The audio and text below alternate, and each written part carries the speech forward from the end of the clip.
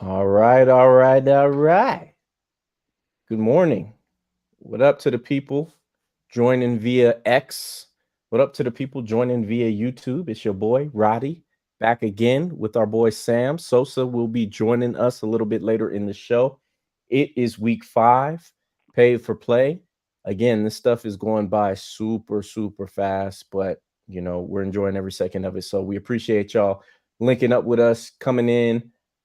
Please be sure to follow at Paid for Play if you're not already. If you're joining via YouTube, please, please, please like the video. That's what gets us these paid sponsorships. I know we're a little unhinged sometimes, so I don't know who's going to sponsor us, but let's pay for play, and we're going to talk about pay for play in a second here. But we'll do our normal intro. Sam, brother, how you doing? Uh, Survived my first Indiana hurricane last night. We had like wind gusts up to Ooh. 70 miles an hour up here. I'm sure Hmm. probably a little worse down in Atlanta, but yeah, we got limbs all down. Being a homeowner now with this shit going on, Yeah. Hmm. not a fan. Real Not a angst. fan. Real Yeah, angst. yeah, like that wind started kicking up to like 60, and I was like, I got a giant Mhm. like oak tree right in my backyard.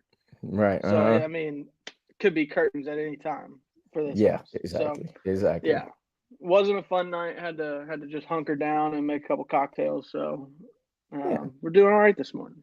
Like a true Repping Louisiana repping boy. Captain America. So There we watching some go. President's Cup.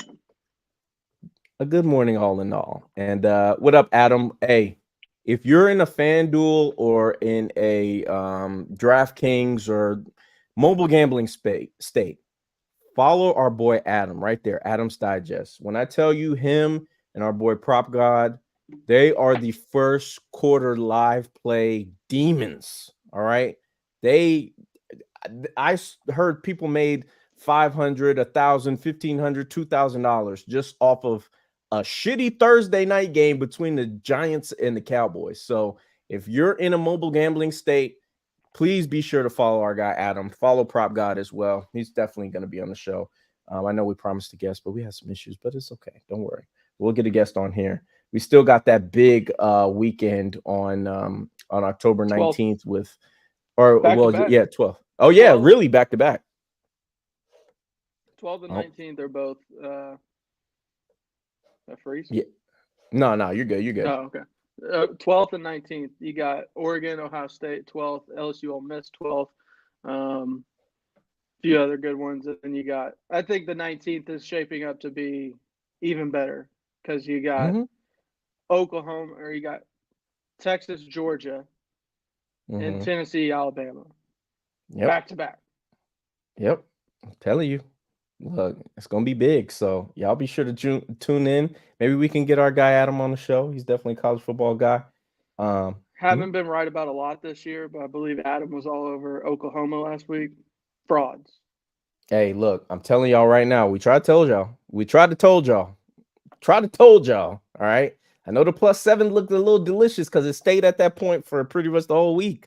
But I mean, look. About every instinct I have is wrong right now, but that was right. Oklahoma's Oh God. frauds. Tennessee is for real.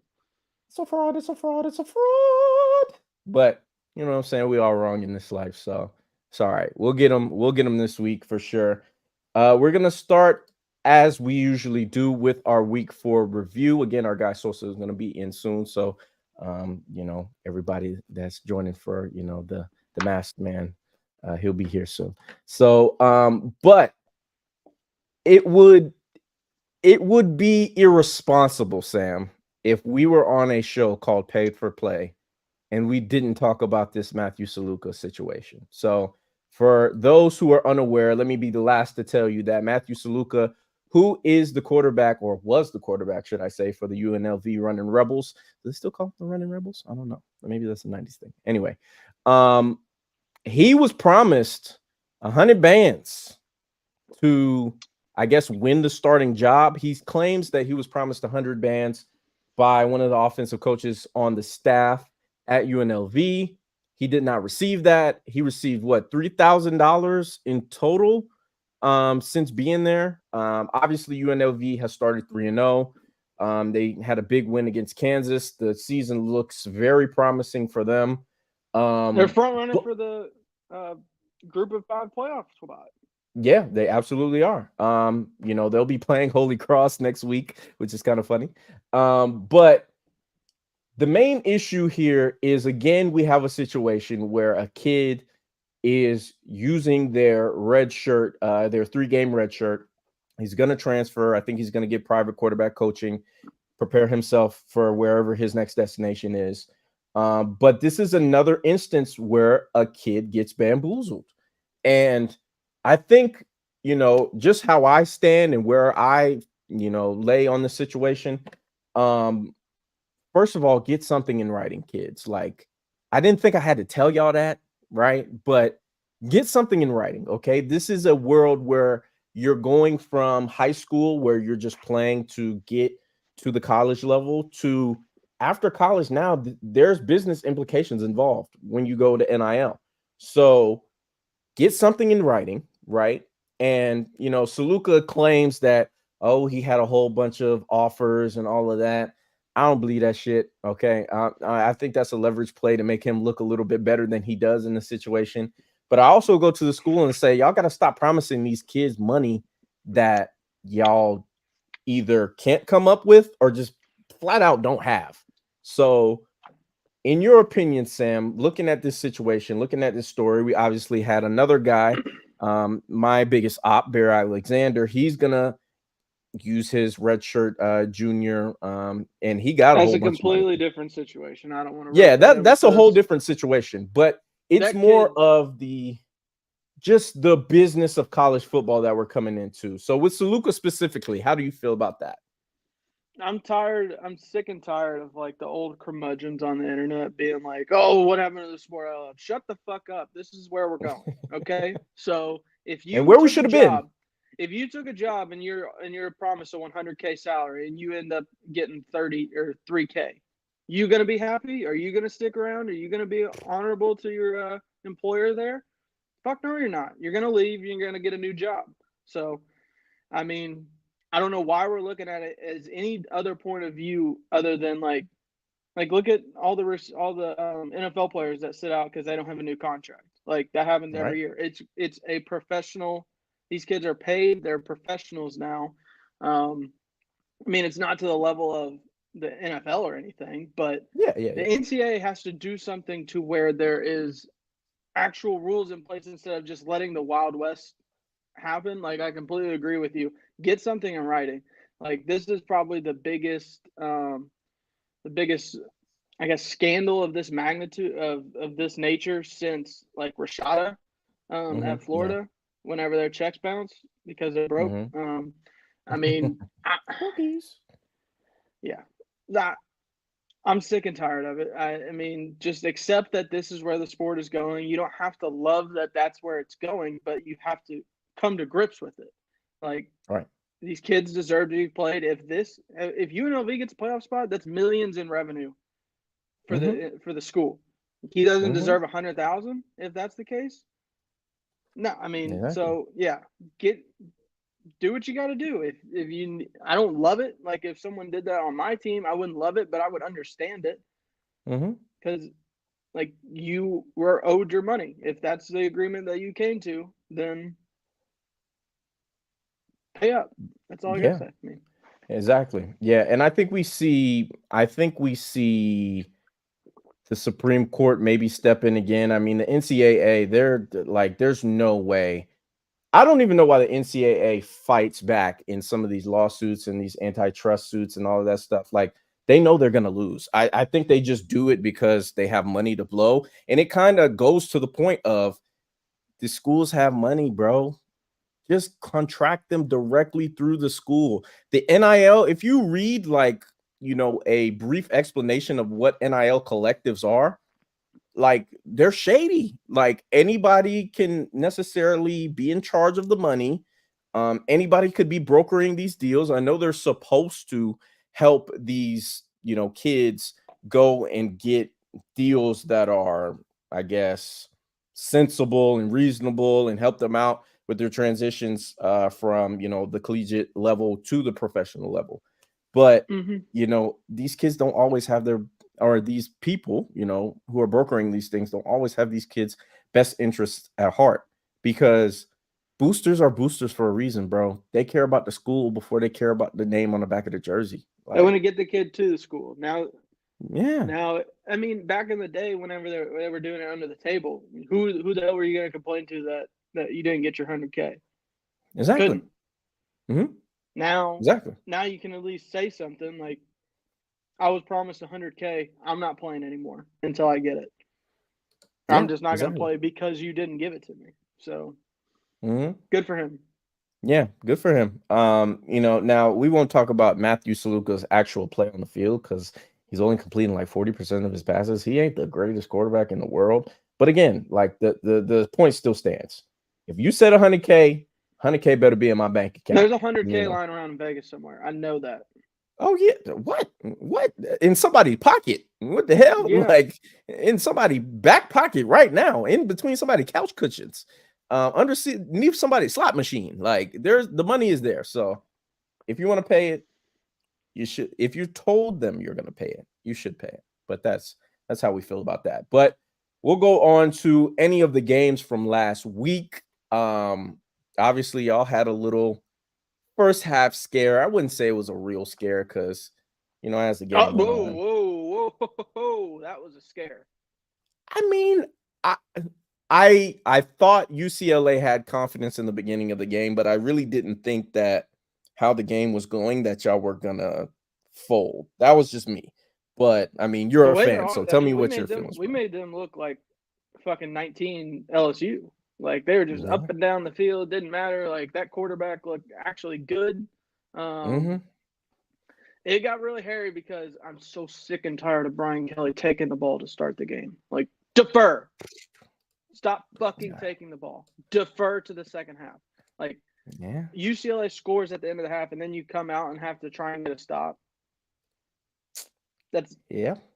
why are we doing that? Like if you defer, you get the ball. You don't have to play with a potential like being behind. So I'm sick and tired of Exactly. that. Perk. Mm, Oof. yeah, that one's gonna. If I don't think there's any chance in hell he comes back unless he slips out of the first round and he wants to come back to try and regain that stock because I think he can definitely be a top half of the first round guy if he's figured out how to be used. I mean, I had hopes that Blake Baker by the end of the season had him playing up to his potential, but now you don't get that opportunity, and it's an all time like what could have been, because Yeah. Perk's freshman season was as good as any LSU freshman that I've ever seen. That's including Honey Badger. Like he's the best freshman I've seen at LSU since Honey Badger, and Mm. the last year and a half, it's just been like, what the fuck are we doing? Like Yeah. it was a little Mm. bit understandable whenever you didn't have the right coaching in place, but even like to start this season through the first quarter of the year, you didn't really see what you thought you would see. So I mean, that's going to be tough going forward. Hopefully, it just shuts everyone up about it, and everyone can play, and we don't have to worry about it. I don't love what's going on with like our secondary. Sometimes they just get diced up. It feels like they've kind of eliminated the big plays and explosive plays, but still just allowing someone to nickel and dime you and matriculate down the field. It's not fun to watch. No. No. And so I don't know. Hopefully these freshmen keep getting run. I think you have a lot of talent coming in and already on campus, and they're just young. You got to get them reps. So take the lumps Yeah. now. It doesn't have. Brian Kelly's not going anywhere. I don't care what anyone says. LSU does not have Yeah. 60 million lying around to pay someone to not coach. We're not A&M. We're not Texas. Like that money No, ain't that ain't there. happening. So Kelly has at least 2 or 3 more years before we can even think about moving on. I don't think we're going to, especially once Bryce gets on campus next year and that recruiting class comes in. So, it's just what it is. What it is. There's just too many.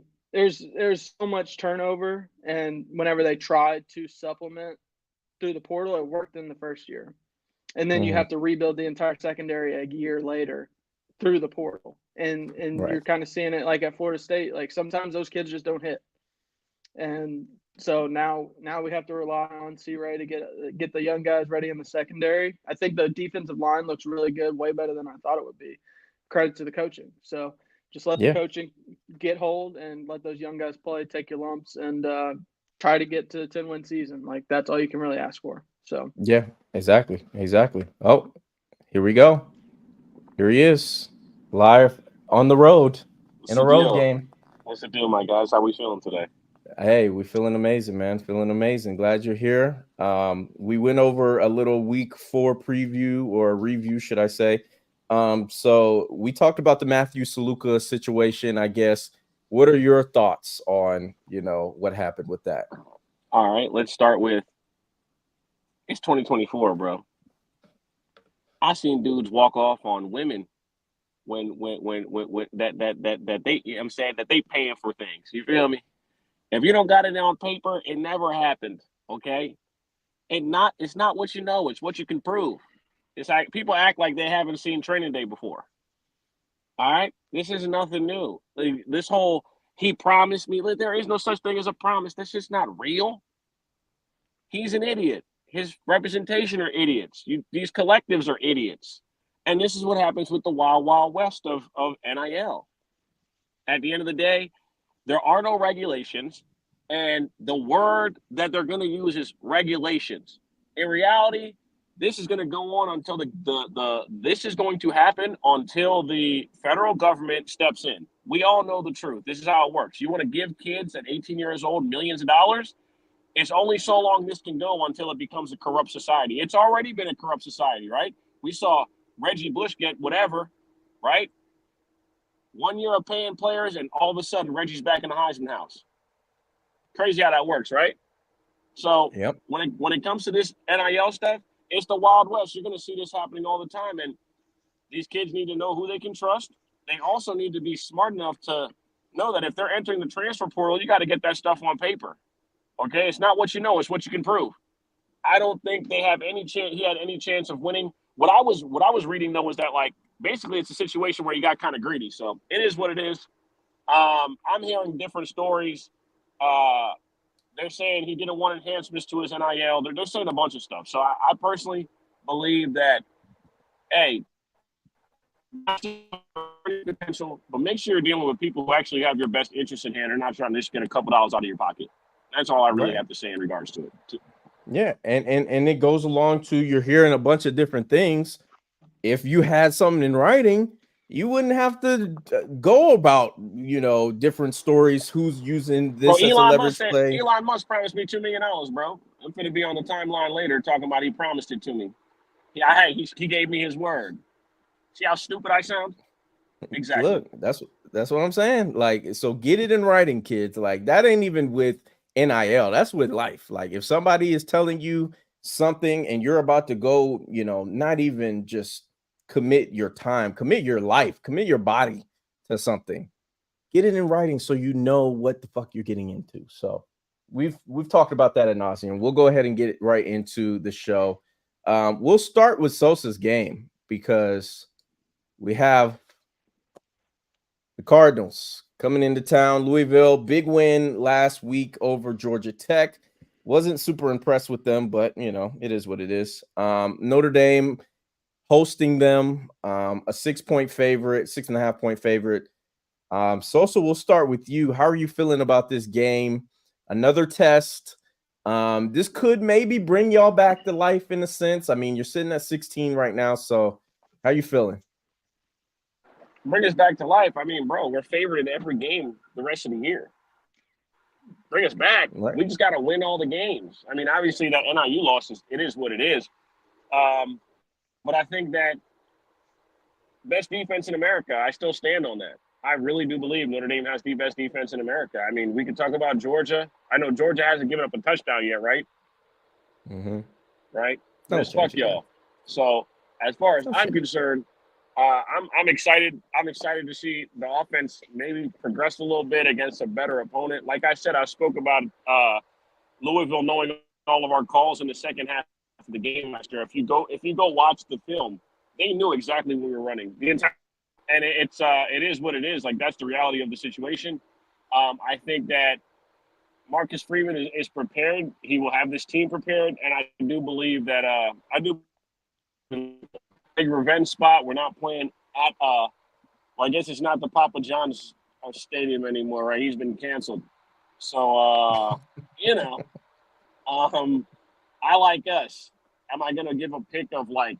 I'm not gonna do that because I told y'all after the NIU game, I believe we're gonna win, and then I'll just leave it at that because beating two inferior opponents by 50 points doesn't excite me.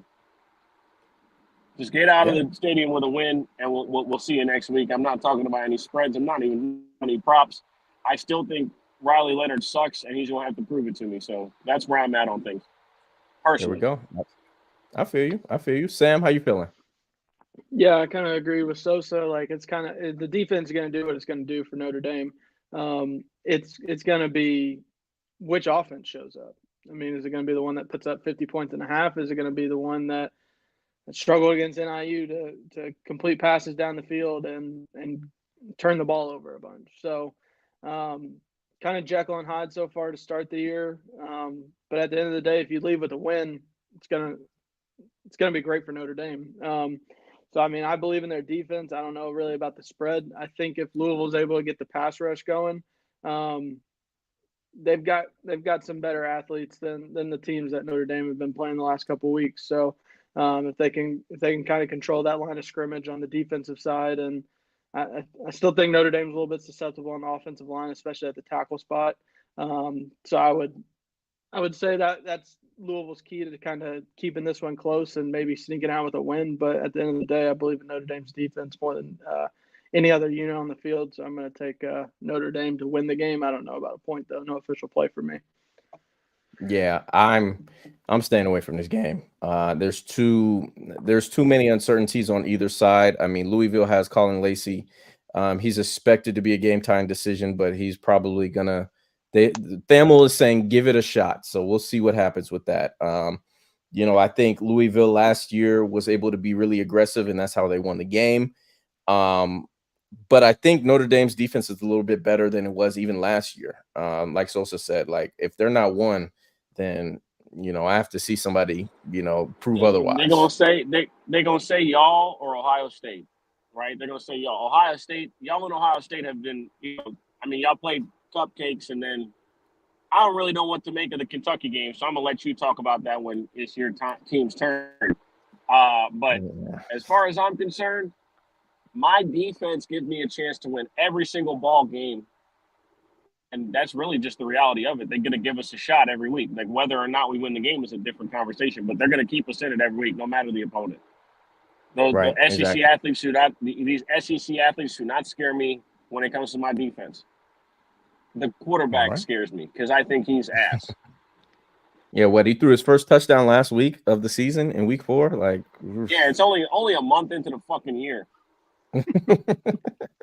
Yeah, man, that's kind of crazy. So we'll see what happens in that game, but yeah, nothing for any of us. Like, none of us want to touch this game, so we advise y'all not to either. We'll go ahead and go to Oklahoma State. Sit back and watch. Yeah, I mean, yeah, it'll be ugly though. It'll have its moments where it looks fucking disgusting, but maybe it'll be okay. It's college football, baby. That's it. That's exactly it. So we're going to Oklahoma State and Kansas State. I have a slight rant. I have 2 slight rants. One is for Alan Bowman. The other one is for the Utah Utes. Okay, we'll start with Utah first. We said this multiple times on this show. When are we going to get this is the regulations show. Like, we're going to talk about regulations a little bit more right now. When are we going to get injury report regulations, NCAA? I'm so sick. This is what the second year running where Cam Rising gets hurt. Everybody and their mama, either on the team, reporters, the coach. He took a snap and then they benched him the rest of the game. He took a single snap. Well, this is the thing. I knew it was some bullshit. Want to know how to kill people's bets? Jesus Christ! No. That's the worst, brother. Look, I How do you knew it kill was some Tibet? bullshit. He plays one play. That's insane. Like, we need regulation on this shit, bro. It's gone too far. Like, I knew it was I some took bullshit. Utah, so I'm not complaining too much. But still, I took Utah based on seeing that fucking Cam Rising was going to play, and then he plays one snap and then he's out. And then I have to watch Isaac. I have to sweat Isaac Wilson. Yeah, look, I knew it was some bullshit when he was in. They showed him in warmups and he had a glove on his hand. I know what that means. It means some bullshit is coming. All right. I know what that means. And lo and behold, kid plays one snap. Zach Wilson's brother comes in, and it's just ridiculous. So please, can we have some regulations on the injury reports? Like, y'all are being bet on. I know some states don't allow you to bet kids props or whatever, but let's not act like the rest of the country can't actually bet on the game itself. Please, like, just Jesus Christ. And then my second rant is for, like I said, Alan Bowman. He was throwing that game, bro. I mean, allegedly. I don't want to get sued, but there was just so many plays where he wasn't even thinking about anything. It was just like my first read, throwing it. I don't care. Throwing it, doing whatever. They still weren't able to get Ollie Gordon going, which I don't understand how that was the case. I know I picked Oklahoma State to win last week, and I don't think it was the wrong pick because their defense played up to par, but their defense was on the field over and over and over and over again. Like, so I think everything that Oklahoma State did in that game was because the offense just, I mean, Alan Bowman fell off a cliff. He got benched, and then he comes back and makes this fake ass comeback. Like, that game was maddening. That was probably the most anger-inducing game of the weekend. So that's my rant, and that's all I got. So they're going into Kansas State this week, who just got fucking smoked at BYU last week, which really didn't make sense to me. You had kids from Kansas State saying it was like a weird environment. I mean, whenever you go visit the Mormons, you know, they said they were whooping their ass and like being like, oh, good effort, you know what I'm saying? Nice try, you know, which is more patronizing and passive aggressive. So surprised everybody made it out there with any conflict, but you know, they were in God's house. So I guess the, you know, conflict was solved. But anyway, Oklahoma State, a 5-point dog. Sam, we'll start with you. How are you feeling about this matchup? This is going to be a disgusting game as well, in my opinion. Yeah, I still don't believe in Oklahoma State's defense. Was it last year where Kansas State walked in and mollywopped fucking Oklahoma State? I think it was like 49-0, 45-0, or something like that. Yeah, 48-0. On the 29th of October. Yeah, they walked in there and fucking beat the hell out of them. So I would say I still like Avery Johnson as a quarterback. I think he needs to develop a little bit more, but when it comes to these two teams, I still need to see, like you said, them get Ollie Gordon going. I don't know what it's going to take to actually get that going, but I would lean Kansas State. Nothing official from me. But yeah, I believe more in the Kansas State side, especially at home. Maybe pull away late a little bit. But yeah, Oklahoma State's defense is not very good. They let Zach Wilson's brother go up and down the field on him. So I know fatigue was probably a factor at some point, but still in the first half, they were moving the ball kind of at will. And they did enough, I guess, to keep them in it. But I think there's a better offense at Kansas State. Yeah, no, I would agree. I mean, I just don't. Last week, I just don't understand. Like I said, they were a top 10 passing offense. They were putting up yards. They were putting up points on the board, and they just lost their mind. The quarterback lost their mind. So, Sosa, do you have anything on this game? Oklahoma State going into Kansas State? Bro, I wouldn't bet on this game with my worst enemy's money. I watched Oklahoma State play last week, and that was an embarrassment. Especially after all the talk of them, you know, Bowman, he can throw the ball. Bowman fucking stinks, man. So there's a reason he's playing in college for 6th season or 8th season. Bro.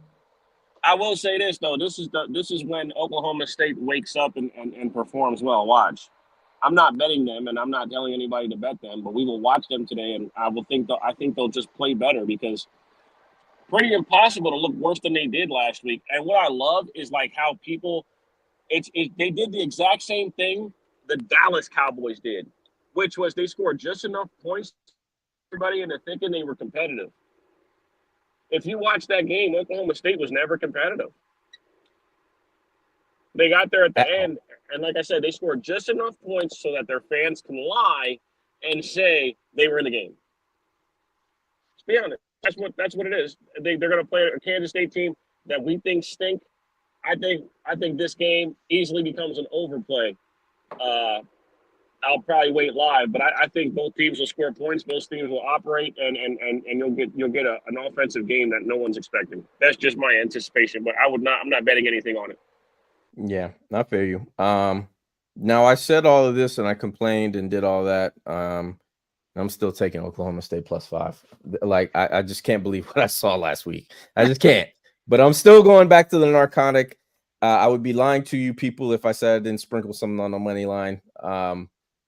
There's a possibility that they win this game. If maybe Alan Bowman was seeing, and coaching came into play last week as well. I think Whittingham was way better. I maybe agree with the way that Bowman was performing, that Gundy wanted to pull him. But, if you're going to put him back in to try to salvage like the game, like, because their second string quarterback, whoever that kid is, he is terrible. He is very, very bad. Yeah, well, you know how butt you got to be for Bowman to be your starter?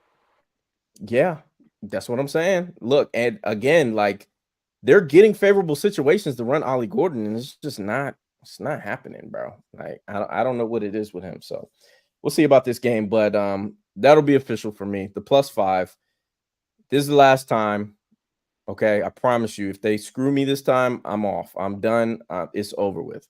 But give me Oklahoma State +5 on this one. So we'll keep moving to our third matchup of the day. Illinois.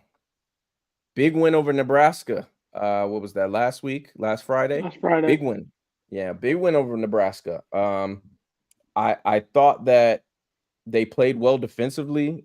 Even though Dylan got his yards, they were able to move the ball. I think the strategy was what kept them in the game. So them going into Penn State tonight, you know what time it is. It's whiteout. But 17.5 points. I don't know about that one. And I don't know about Baylor money line either. I mean, I would take the 3 if you wanted to. But Sam, I guess we'll start with you. How are you feeling about this one? Because 17.5 points, it got to 18 earlier this morning when I looked. I don't agree with that at all. It stinks to high heaven. It's a line that I usually fall very, very victim to. Like a rat to the cheese. I'm going to take Illinois plus the 17.5. Brett feeling a little cocky this week. They went out in Nebraska. They now he's talking a little shit to the Penn State fans, saying, "Let's see that whiteout energy." What's a whiteout like? He's getting a little cocky. So I agree with Lamar. Illinois is a good team. Are they exciting? No, but they just play good football. I'm gonna want to see. I'm more watching this game to see if, like, what we saw out of Penn State against West Virginia earlier this year was for real. Like, where they're throwing the ball up and down the field, and Aller actually looked good. Illinois' defense is a much better test than I believe West Virginia was. So I'm sure the home crowd's going to be rocking after those comments by Bert. So yeah, I'm taking the 17.5 with Illinois. I think it's going to be probably within 2 touchdowns. Maybe Penn State scores one late to get it to double digits. So yeah. I'm more watching to see kind of Penn State's offense is for real instead of just because my team plays at 7:30, 7:45. Georgia, Alabama plays at 7:30. I'm not gonna be watching this game. No, hell no. No one is. Unless you're a Penn State or Illinois fan. Sosa, we'll go to you. Now this is the time of the year where James Franklin, you know what I'm saying? He takes off his regular face and puts on the clown mask. So how are you feeling? Can I ask y'all a question? And this is an honest question. Mhm. Who's more overrated, James Franklin or Lincoln Riley? Franklin. Lincoln. Easily. See what I'm saying? See what I'm saying? See? Lincoln. See? Okay. I'm glad I could ask that question. First and foremost, Bielema's building the program the same way he would everywhere else. He started with the trenches first. The trenches showed true on the road against Nebraska. I think that's what the deciding factor in 90% of college football games at the D1 level, that's how they take place. It's domination in the trenches. I think their trenches are good enough to compete for 3 quarters. I think that what happens is that once Penn State's trenches start to lean on them a little bit towards the end of the game, I think Penn State pulls away. But I think you got to take the 17.5. I don't trust Aller. I don't think that Aller is this like smart decision maker. I think they lean on the run game and they try to make it out the building with a win. Obviously, everybody talks about the whiteout. Listen, Illinois pulled up to Nebraska not giving a fuck, weren't scared of nothing. I don't think they're scared of some white T-shirts and Chef Is the Wes's whiteout song. tonight? Yeah, it's tonight. You I feel think me? it's tonight. I ain't never been afraid of Chef West a day in my life, and I ain't finished start today. So I'm probably gonna roll with Illinois with the points. Again, I like the way that Bielema's constructed a football team. He's always done a damn good job of that. The problem is that if it didn't work out because he's a Big Ten guy. He's not a SEC guy. And Yes. Arkansas has got some real unrealistic expectations for a football program that's been ass our entire life. Run DMC ain't walking through that door, brother. Felix Jones not walking through that door, brother. So unless they can figure out a way to trust the head coach, but see that's the problem. They haven't hired a head coach that they can keep on staff for more than 5 years without having a bunch of turnover because the expectations are bullshit. Mm-hmm. I think Bielema's a better fit at Illinois. He's got them ranked in the top 25. I think they show some fight. I think you'd probably even be better off taking the +9 in the first half. I don't see Penn State running away from them to begin with. The only team that Penn State was able to do that to is a team that they were favored by like 50 last week against West Virginia. West Virginia had 4 4th downs in the first half that they went for all 4 and didn't get any points in any of them. So, like I said, I think that the 9 points from Illinois in the first half is I feel like it's free money. That's just my expectation here. Yeah, and it's up to 10 right now. So if you want that, and it's minus 105 up to 10. So yeah, I can't be mad way? at that. I can't, bro. I don't believe in Aller. I think that Bielema is going to have a game plan, and I think that they can be game plan for. I mean, just think about it, bro. Last night we just saw Miami at the crib struggle. You know, this that time of year, bro, where these teams that are ranked top 10, they get into these games and it's wildly competitive for no reason because the talent on the other side is not supposed to be close, right? And somehow it's a ball game by the 4th quarter. This is the season that we're in, bro. Yeah. And you gotta walk away with a win. And I'm gonna bring up Colorado for a reason. Bro, situations like that game happen all the time in college football. If you can walk out the stadium with a W, that's all that matters. Weird shit happens. That's college football. Yeah. Especially that sicko game I bet on last week with Arkansas and fucking Auburn. Jesus. Took off years of my life. All right. So I think all of us are leaning. Well, I'm official. Sam's official, the +17.5. Sosa likes and leans the +10. You can get it at minus 105 on my book right now. So I would go ahead and lock that in. It might get higher though. So if you want to wait, I wouldn't be mad at you. All right. All right, gentlemen, we've talked enough. We're at that point in the show. It's the big one. The biggest of the big ones. Georgia, Alabama. I'm not even going to start first. We'll let Sosa go first on this one. Top 5 matchup. We all know the history. We all know the old man is on game day. He's not on the sidelines. He has an office. You know, we hear about he has an office in the stadium 15,000 times. We saw they named the field after him. Cool. Sosa, how you feeling? You go ahead.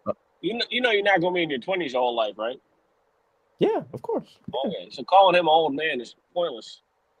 I mean, it's the old man. It's more of a I can't find a hater, word. dog. I get it. You're just a hater. I want to be old though. I'm gonna keep it short and sweet. I'm taking Bama on the money line, and y'all gonna have to see me. That's where I'm at. People, listen. I feel like ain't no Brock Bowers out there to bail out Carson Beck. No true number one receiver. I know the defense is ungodly. It's outrageously good, right? I think Milroe makes a statement today, man. I can't see a world where like it's utter domination. I've not been impressed by the offense. I think that I believe Kalen DeBoer is 12-2 against ranked opponents as a head coach. Like he doesn't. Yeah, it's pretty sweet deal there. I mean, his teams perform well against everybody. I think people are disrespecting DeBoer. I think that I love what he's brought to the program. I love the fact that everybody thinks it's, I don't know what they're missing with him, but I think that the game will be a lot more offensive than people think. I think Georgia will be able to move the ball. I just think Alabama will have one extra bullet at the end. And I'm rocking with them to win the game outright. People are going to think I'm crazy. People are going to think I'm crazy. But I really do believe that in this. I really do believe in DeBoer, and I think that the whole first year thing. I don't think he has even improved. This dude just played in Natty last year. He don't got shit to prove. Look, it's at even money, so I mean, the line has flipped. It was, Georgia a 2.5 favorite. It flipped for a second to Alabama being a 1-point favorite. So what you're saying isn't like, I think most people are on Alabama today. Like if I'm being honest from what I'm seeing. So Sam said he was going to have a speech for me. So Sam, floor is yours, sir. They're comparing what Kalen DeBoer has done against Dan Lanning to what he's about to do to you, Roddy. They're comparing Kirby Smart and Dan Lanning in 2024. That ain't right. Jalen Milroe at the end of the SC championship game last year said they just wanted it more. They wanted it more. You think Kirby's going to let this team forget about that, Roddy? That old man ain't on the sidelines no more. You don't got to be scared. You don't got to be scared. This is Georgia. Georgia's going into Tuscaloosa and winning this fucking football game. Yeah, I mean, like, he's not there. Let it go. Look, I feel you. And at this point, this is how I look at it. All right. Both of us have played teams that we are better than. Now, we both had instances against those teams that we play better than, where the team on the other side looked like they could fuck with us. All right. That was the USF game for Alabama. Obviously, it was 2 weeks ago against Kentucky for us. So both coming off bye weeks. I know Sosa gave us the stat of Kalen DeBoer's 12-2 against top 5 teams, but Kirby Smart is 28-2 after a bye week. So when I go into this game, shit in the Pac-12, dude. That's not the SEC. That's not Georgia. Who gives a shit about his record in the Pac-12? This is Alabama and Georgia. This is not Oregon. This is not USC being ranked 24th. This is bullshit. This is not Georgia. They got SEC athletes, though. Well, now he does. We're talking about the record, though. We're talking about the record. I mean, he had good players at Washington. We're not going to act like he didn't. But you are what your record says you are, respectfully. Yeah, look, and these are two. I'm telling you, the record is against Pac-12 teams. Look, this is how I look at it. All right. Mykel Williams is a game time decision. He's easily our best pass rusher. The reason why the Kentucky game was such a struggle is because one, he didn't play, and then two, we had a lot of injuries. The edges were just free money. I mean, Kentucky's running back, the African kid, he had 98 yards on 17 carries.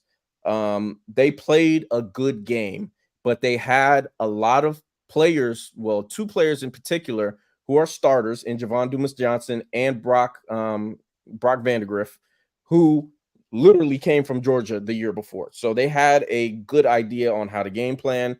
They were facing an NFL defensive line with Kentucky. And look, I know we have injuries to the offensive line.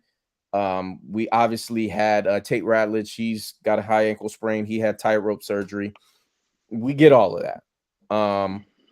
But my keys to victory is this. If we can keep Jalen Milroe in that pocket and make him a passer, we will win this game. I'm very confident we will win this game. I don't think he has good pocket presence. I don't think he's good at throwing outside of the numbers. To the middle of the field, he's pretty good. But I just don't think if you keep him in the pocket and you make him be a Tom Brady, Peyton Manning type of guy, I don't think he has the mechanics in order to do so.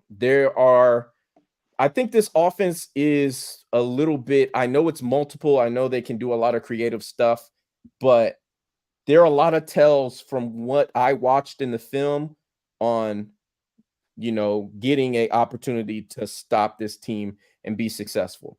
So, look, I have props in this game. I don't have I made a bet. You can guess what I made a bet on who's going to win the game.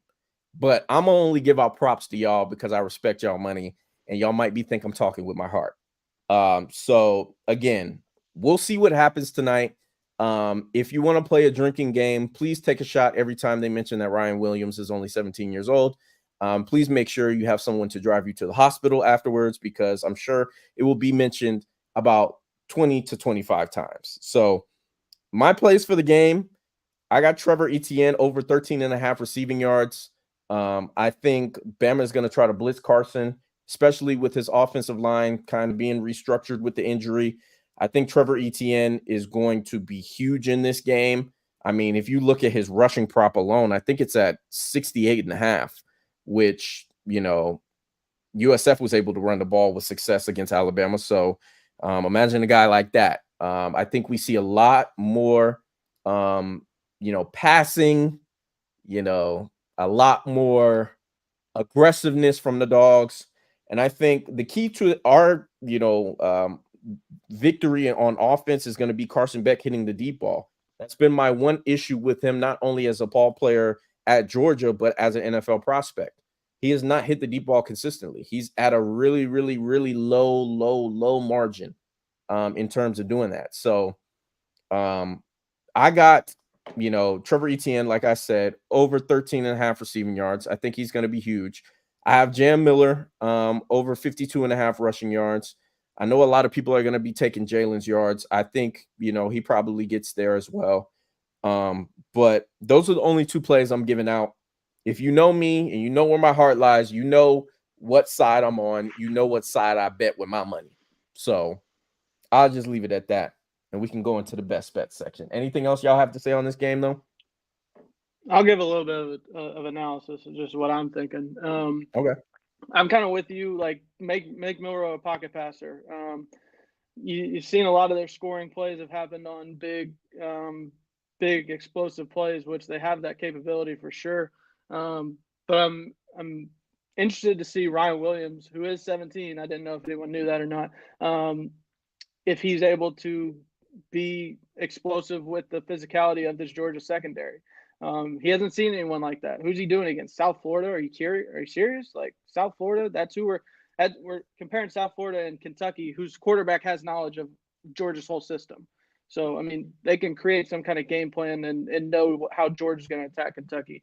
Also, Georgia does that game once a year in their first road game in the SEC. They have a game where they don't show up. But, I mean, that Clemson game is starting to look better and better. What you all did to that offense is just starting to continue to look better and better. as the season goes on, and that battle-tested nature of the Georgia team, I like that so far. Milroe's done these explosive plays against Wisconsin and Western Kentucky and South Florida. Like, what are we talking about? The teams have played two completely different schedules, and like I would say Kentucky's probably favored by more than double digits on a neutral field against South Florida right now. So I mean, I don't know what we're talking about comparing those two teams. One's at home, one's on the road. Like, and then on top of that, I think I don't think Milroe can sustain drives. He's got to hit those explosive plays, and if Georgia can keep that to like one or two, I think they walk out of this game with more than one possession win. There we go. A lot of people like the over as well. I think Georgia's team total is at a weird number. It's at 25.5. I like the over on that one because I think, again, like the secondary is pretty young. They're pretty inexperienced. I know, like Sosa said, we don't have Brock walking through that door. I get it, but I think Mike Bobo has been waiting for this football game. So we'll see what happens. But enough of that. We'll go into best bets. Who wants to start? Let Sosa go first. All right, Sosa, you got your picks? Yes, I do, brother. I most certainly do. You ready? Y'all can hear me, right? Yep. Yep. You're good. Mm-hmm. All right. We're going to go Nebraska Cornhuskers over 28.5 points playing at Purdue today. Don't trust Purdue. Purdue stinks. Bad team. They should get fucking smoked. I'm liking the over in the Maryland-Indiana game. I think both teams can for a lot of points. IU's they're 4-0 for the first time in God knows how long. It's the best they've looked as a team since Penix was in the building. Have to rock with the over in that one. I think Maryland puts up points. Indiana puts up points. I think that flies over 50.5. We're going to go with the Ole Miss Running Rebels team total over 33.5. I don't really give a fuck who they play. I don't believe in Kentucky. I don't care about the transfers. I think Kentucky's coming off an emotional game in which they fucking lost. You don't get any trophies for almost winning. You don't get any credit for almost winning. I always hate that. Like, losing a game can never make me feel better about what's about to happen. We still fucking lost. I hate when people do that on the TV. They make it seem like that's a thing. That's not real. 33.5, I think, is a gift. You're going to get that at -105 on Caesars. The best price on the Maryland-Indiana game is you're going to get it at -108 on Bet365. You're going to get it on DraftKings at -108 as well. The Nebraska line, best line's on Caesars at matter of fact, no, the best line right now is on FanDuel at -108 for the Nebraska Cornhuskers over 28.5. And my final play of the day is going to be the Colorado Buffaloes team total over 23.5. Listen, UCF is the better team. TCU scored 34 points against this team, and I know it was on the road, but listen, if TCU can score 34 points against this UCF team, Shedeur should get us 25, bro. And it's no back to UCF, and I'm not even picking Colorado to win the game or anything like that, but 24.5 seems absolutely ridiculous to me, given what this team has. I know Shedeur took 8 sacks last week. I know people are going to keep bringing it up. Listen, he's a gamer. He knows won. they got to – yeah, he's got to win a couple games here to get into the bowl eligibility, and because we know the back end of the schedule does look like murderer's row for them, not necessarily to all of America, but to them, it's going to be rough sledding after this week. So huge game. And hey, did you guys know that Ryan Williams is 17? Sure didn't. Oh, do you know Do you know he's got red dyed dreads and paints his nails? Hey, look, a lot of people, that excites a lot of people. Just saying. Sam? Sam, go ahead. My plays. All right. 2 already gave out. Georgia money line. I got -115 earlier today. Illinois +17.5. Gonna go kind of target that Indiana game as well. Going to go with the home team, Indiana -6.5. Cignetti's got the boys playing. Local team, they're playing well. Start the year, like so said, 4-0 since God knows how long. I like the way they're playing. They're playing with a lot of fight. They look good. They're just showing up and ready to play. They can complete a downfield pass, which they haven't been able to do in the last few years. So give me Indiana -6.5. I think the weather is going to play a little bit of a factor. It's cold. It's going to be kind of rainy, misty. So I think Indiana is going to be ready for that. Oregon -25.5. I still don't believe in UCLA. I think LSU made them look better than they actually are. Oregon's going to beat the shit out of them. If Indiana can walk in there and hang up a 30-point win, I think Oregon is capable of doing that as well. Going to go Texas -37.5 right now. We're talking about earlier in the day or earlier before the show started. Mississippi State is bad. They can't really score unless they're playing Florida's defense. So yeah, give me Texas. I think Texas is just going to steamroll until they get to that. Get to the Cotton Bowl on October 12th.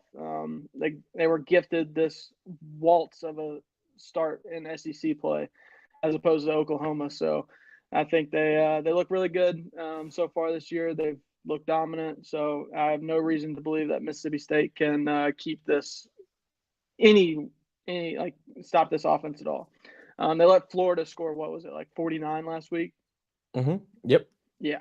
So give me Texas -37.5. And then we'll close out with Auburn -1.5. Line stinks to high hell. Line stinks to high hell. But there is there's an old stat. I think it's whenever a ranked team goes on the road and is an underdog against an unranked opponent, the home team covers, I think, 80-something% of the time. So I'm going to take that. Okay. It's only a 1-point spread. So give me Auburn -1.5. I don't feel good about taking it at all, but I think weird things happen in Jordan-Hare all the time. And if Auburn, I don't love it just because of all the comments Hugh Freeze made this week and just throwing his team under the bus, but I don't know. That dude is weird. He somehow finds a way to win games like this. So, yeah, give me Auburn. All right. We like it. All right, so I'll go ahead and give you guys my plays of the day. I'm with Sosa. I like Nebraska's team total, but I got this early in the week. Nebraska -9.5. If Riley Leonard was looking amazing against that Purdue defense, what Watch you think your Dylan mouth. Raiola gonna do? Watch your mouth. I'm just saying. Watch Patrick your mouth. Patrick Mahomes Jr. might have a day. I'm just saying. So I got Nebraska full game -9.5. I think they beat them convincingly. I'm not worried about a true freshman going on the road for the first game of his career. Like, we only worry about that when they're in a true, like, tough road environment. And who has shook in their boots other than Ohio State going to Purdue? Like, nobody's doing that. So I got them. I'm with Sosa as well about Shedeur giving us his passing yards at 304.5.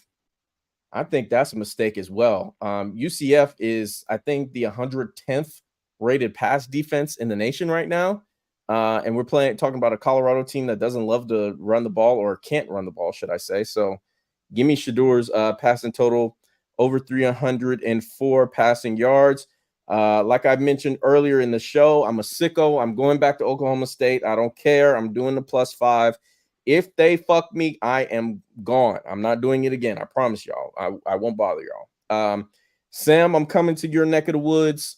I like the over in the game because South Alabama can score, but you guys don't love running the ball either.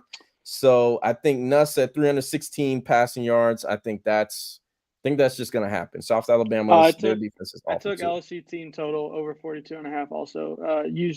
North Texas put up, what was it, 52 points against on South Alabama's defense. So I agree with you. I think there's an overplay. South Alabama can score. Their offense has come alive. LSU's been susceptible to big running plays, and they got a three-headed monster at the running back position. So I like that play. Exactly. Yeah. So I'm going with Nuss's yards just to be completely safe. Then what else do I got? Like I said, another play. I have Illinois plus 17.5. We mentioned that earlier in the show. I think they're going to cover that. Then for the last play that I already said, Jam Miller over 52.5 rushing yards. I also have Trevor Etienne over 13.5 receiving yards. I think he's going to be big. I'm going to the Oklahoma and Auburn game. I'm still very unsure how Auburn team total is at 22.5. That's such a weird number. And I don't think they get to that point. They haven't scored over 14 points against a competent defense all year. So I don't think they're going to start versus the best defense they've seen. I know Oklahoma, everybody on the damn team is dead, but I don't believe in Auburn scoring over 21 points, let alone 22.5. So give me that. And then finally, I have Duke and North Carolina. I got the over. It's at 56. James Madison just put up a 70 ball on them. 70 at the crib. So what you think that is going to happen in a rivalry game when they come, or go to Cameron and have to play a Duke team who pretty good. Manny Diaz has them humming. You know what I'm saying? I don't think they're world beaters, but I think they can score enough points to get over this number. So give me them over 56 points. All right. Big rivalry week for me. Obviously, we got Georgia, Bama. We got the Saints and the Falcons tomorrow. I will be in the building. If you in Atlanta, hit my phone. All right. And then I got my Georgia State Panthers. We're hosting Southern. All right. Light it blue, baby. All right. We trying to knock their heads off today. So, you know what I'm saying? Let's get it going. Let's have a good weekend. Again, follow at Pay for Play. Follow our guy Sam at Dumb Brain Picks right there. Follow our guy Sosa at Sosa Picks. Please, if you're watching on YouTube, please like this video. You got to collapse the chat and press the thumbs up button. Okay, not the heart, the thumbs up button, please. That's how we get sponsorships. And we will be having a post-game spaces on Pay for Play's Twitter, recapping the Alabama and Georgia game. So if you're free, please join up. I'll either be really sad or I'll be really happy. We'll see what happens. But anything y'all want to give the people before we go? All right. Well, thank y'all for watching. Hey, yo. Yeah. Did you guys know that Ryan Williams is 17? Take a shot. See y'all next week. Peace.